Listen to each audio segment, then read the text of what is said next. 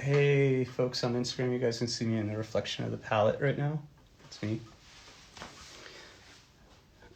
And let me move it to the palette. So Shayna and I always get questions about skin tones. This will be a funny little thing. So I'm gonna kind of show you guys kind of mixtures that I kind of go to when I do skin tones. Right? You can see Shayna's behind me painting, or about to paint. You wanna say hi? Hi. Her reflection, you guys can see my reflection. I got the camera right here. How's it going, Robert? So I'm gonna try to do this behind the camera with a brush. So this will be kind of fun. Cool, so flesh tones, how do you mix them and so. So I tend to think of flesh tones as having almost three parts. There's your light, your halftone, and your dark. And I kind of think of halftones into darks as being a little bit closer to darks versus lights. And so you kind of have those halftones as your bridges between lights and darks. So when I was in high school, I remember trying to figure out how to do flesh tones, and I was really bad at them.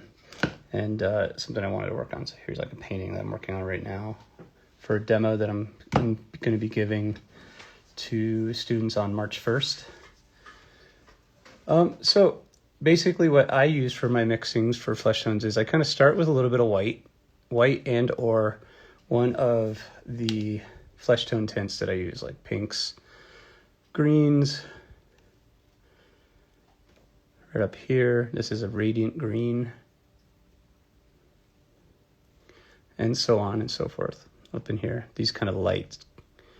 Now, we want to mix those, put a little bit of medium in, so we kind of make it kind of juicy. And you can come in, I wipe my brush in between each mix, so we got the green on there. I'm going to wipe my brush with paper towel. Basic. And I could come in and I'm going to add to the green, I'm going to come in the Capucine red light, which is almost like a red-orange kind of color. So that's going to kind of give us this kind of mix right here. And then this is kind of giving me that kind of shadow to halftone kind of quality that I like for a skin tone. And then I can either move it up in towards just titanium white, just keep it really simple,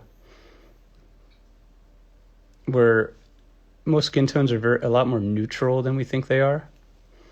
I'm going to come in here with a little bit of raw sienna in that mix. And so what I tend to do, I guess kind of the simplest way to think about skin tones for me is that it's usually a light color, kind of to give the paint a little bit more opacity.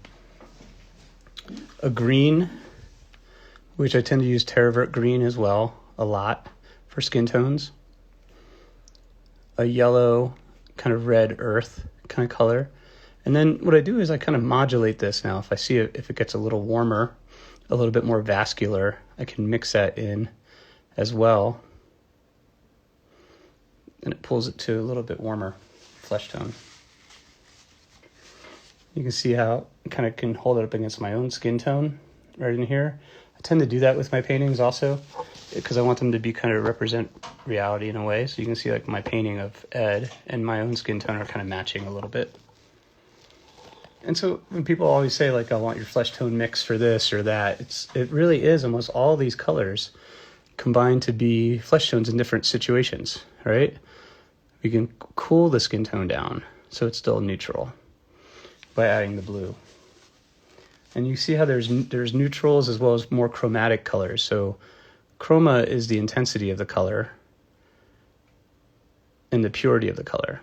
And if we make it more neutral, it loses some of that chroma right there. And so it's really interesting when I see a color in my head, I kind of say, well, does it kind of move more towards a red? Is it a pink red / a cool red, right, like this?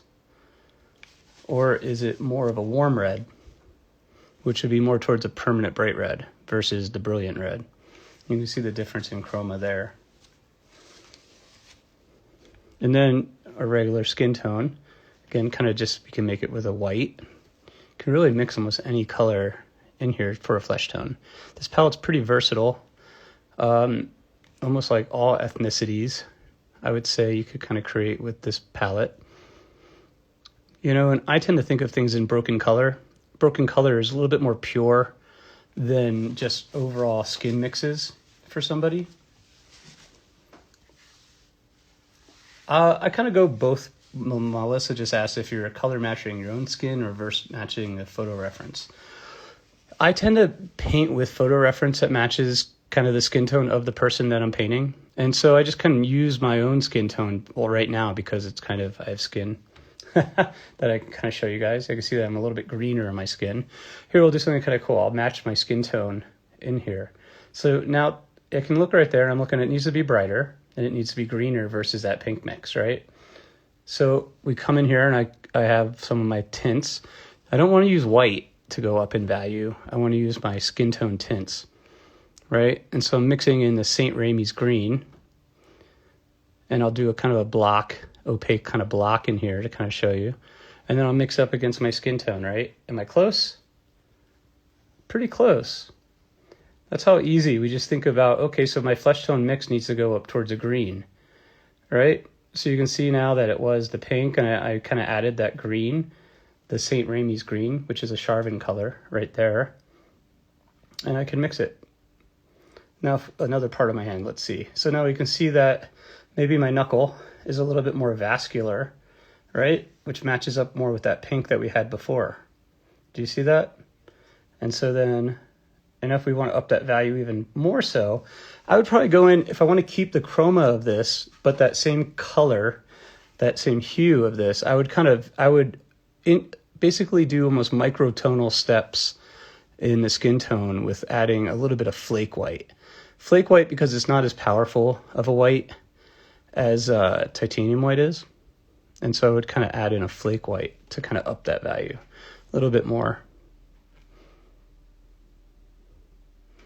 just to get it to be a little bit lighter. And I'm mixing on my glass palette. So you see that even that subtlety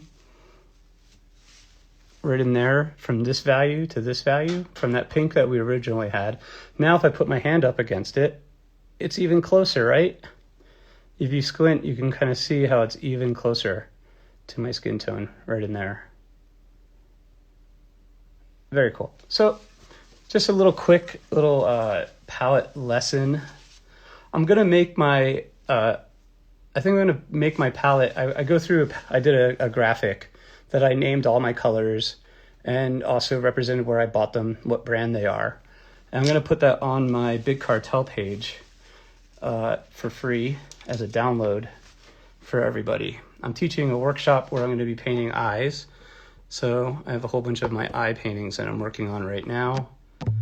And it's gonna be, yeah, the color that I'm using in the studio is 5600 Kelvin. So it's daylight correction so that you can see all the colors a little bit more accurately. Awesome, guys. So again, I wanted to kind of share this little quick tutorial. I think tomorrow I'll talk about shadows. Today we talked about, this is our halftones, like we said, right? Mixing that skin tone. I think tomorrow we'll go over how to paint dark tonalities within the skin, within the shadow, as the shadow kind of changes. Awesome, guys. I will see you guys later. Bye.